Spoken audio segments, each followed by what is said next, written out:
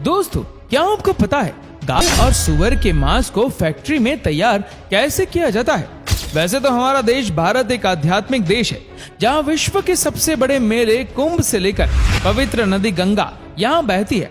लेकिन आज भी इंडिया में कुछ ऐसे लोग मौजूद हैं जो सुअर से लेकर गाय तक के मांस को खा जाते हैं, जिनकी वजह से आज भी हमारे देश में इन सुअर के व्यापारों को चलाया जा रहा है। दोस्तों, आज के इस वीडियो में हम आपको कुछ ऐसे ही वीडियो फुटेज दिखाने वाले हैं जिसे देखकर आप हैरान रह जाएंगे। सबसे पहले हम आपको दिखाते हैं पोर्क फैक्ट्री। दोस्तों, इस पोर्क फैक्ट्री में सुअर के मांस को तैयार किया जाता है, लेकिन ये काम इतना भी आसान नहीं होता है। इसके लिए बहुत बड़ी बड़ी मशीनों की आवश्यकता होती है, क्योंकि इनका आकार भी बहुत बड़ा होता है और इसमें टाइम भी बहुत लगता है। सबसे पहले इन फैक्ट्रियों में ही इन्हें पाला जाता है। ये जो छोटे छोटे सुअर जो इस वक्त खाना खा रहे, उन्हें क्या पता कि आगे चलकर उन्हें किसी का भोजन बनना है। जो इस वक्त देखने में काफी सुंदर लग रहे, जब ये 6 से 12 महीने के होते हैं तब इनका बार बार वजन देखा जाता है। यहाँ वजन चेक करने के लिए एक काफी एडवांस मशीन का इस्तेमाल किया जाता है, जहाँ केवल सुअर को आगे जाना होता है और सारे चेकअप हो जाते हैं। यहाँ 3 लाइनें होती है, जहाँ 50 किलो से अधिक वाले सुअर को एक लाइन में और 50 किलो से कम वाली सुअर को दूसरी लाइन में भेजा जाता है, और जिनका वजन बहुत कम होता है उन्हें सीधे ही जाने दिया जाता है। वाकई में दोस्तों, ये कमाल की मशीन है। अब ये देखिए, जब सुअर का वजन 100 किलो से अधिक हो जाता है तो वह कुछ ऐसे दिखते हैं, और जैसे ये सुअर 7 से 12 महीनों में 100 किलो वजन को पूरा कर लेते हैं, तब इनको ट्रांसपोर्ट के जरिए दूसरी फैक्ट्री में भेजा जाता है, जहाँ इन सुअरों को सामना करना पड़ता है इन बड़ी बड़ी धारदार मशीनों का, जो मशीनें इनको काट देती है, और काटने के बाद इन सुअर को इन हैंगर पर लटका दिया जाता है, और इस सेक्शन में इन पिग्स को रोलिंग मॉप के द्वारा साफ किया जाता है, और फिर एक आर्टिफिशियल मशीन इनके बीच से 2 फाड़ कर देती है। फिर इन पिग्स के बीच में से खराब मल को बाहर इन मशीनों के द्वारा निकाला जाता है। फिर इनके पीसीस बनाकर कन्वेयर बेल्ट पर रख देते हैं, और आगे इंतजार कर रहे होते हैं ये वर्कर्स छोटे छोटे पीसेस उठाकर इनको पन्नी में पैक कर देते हैं। और दोस्तों, इस सुअर के मीट को अलग अलग तरह से पैक किया जाता है, जो आप इन वीडियो फुटेज के माध्यम से देख सकते हैं। अब आपको दिखाते हैं cow farming and meat production. दोस्तों, इस प्रोसेस के लिए इन गायों को सबसे पहले इन फार्म्स में पाला जाता है, और जब ये गाय बूढ़ी होने के कगार पर होती है तो इन्हें इन फैक्ट्रियों में ले जाकर एक बड़ी मशीन की सहायता से काट दिया जाता है।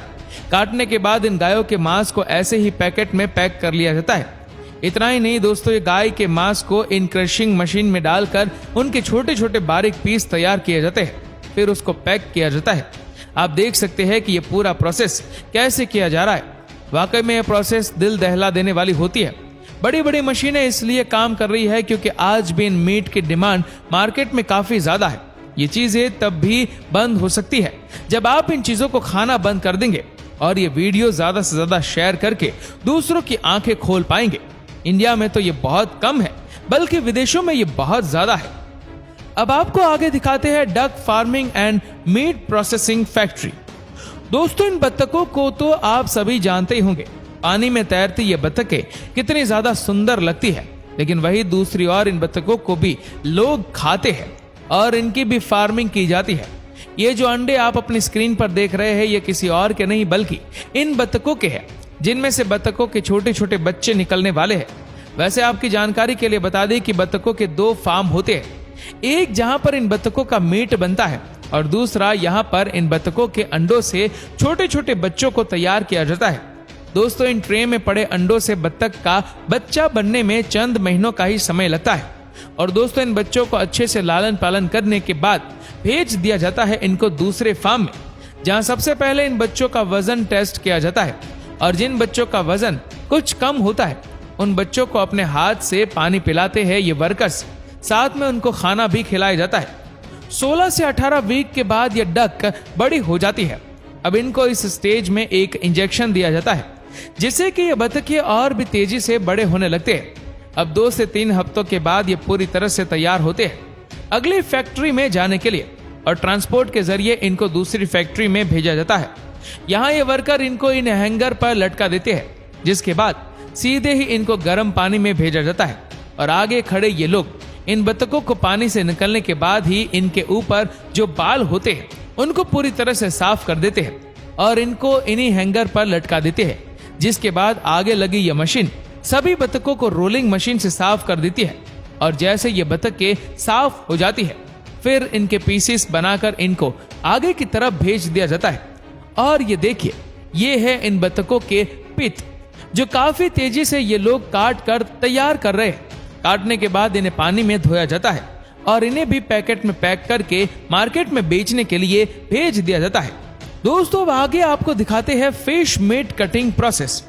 दोस्तों वैसे तो आप सभी ने मछलियां यानी फिश तो जरूर देखी होंगी, लेकिन क्या आपको पता है कि ये मछली आप तक कैसे पहुंचती है? नहीं तो चलिए अब हम आपको दिखाते हैं।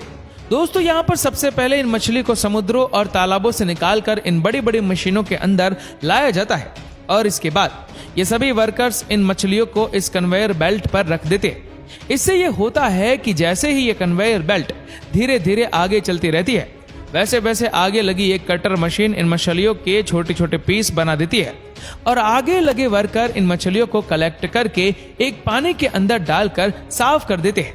और दोस्तों फाइनल पैकेजिंग से पहले भी दोबारा से इन मछलियों को साफ किया जाता है, कुछ इस प्रकार से। दोस्तों यहाँ आप देख सकते हैं कि एक पैकेट में 2-2 मछलियों के पीसीस को रखा जा रहा है और बड़े पैकेट में 4 और 6 मछलियों के पीसीस को रखा जाता है। दोस्तों किस प्रकार से ये मछली के पीसीस आगे की तरफ इस कन्वेयर बेल्ट के माध्यम से जा रहे हैं। इसी के साथ ही इसमें एक ऑयल को भी ऐड किया जाता है। और दोस्तों इसकी पैकेजिंग की प्रोसेस ऐसी होती है, पैक करने के बाद ही इनको बड़े बड़े कार्टून्स में पैक करके इनको लोगों तक और मार्केट तक पहुंचाया जाता है। दोस्तों ये वीडियो आपको कैसा लगा हमें नीचे कमेंट करके जरूर बताएगा। इस वीडियो को आप अपने तक सीमित ना रखें, जितना हो सके इस वीडियो को शेयर करें फेसबुक पर, व्हाट्सएप पर, यूट्यूब पर। और ऐसी ही और भी इंटरेस्टिंग वीडियोस को यूट्यूब पर देखने के लिए नीचे कमेंट सेक्शन में लिंक दी गई है, जिसके ऊपर क्लिक करके हमारे चैनल को आप सब्सक्राइब करें और बेल आइकन दबाएं, ताकि हमारे हर लेटेस्ट वीडियो की अपडेट आपको मिलती रहे सबसे पहले। और हाँ, हमारे फेसबुक पेज को फॉलो करना मत भूलना। धन्यवाद।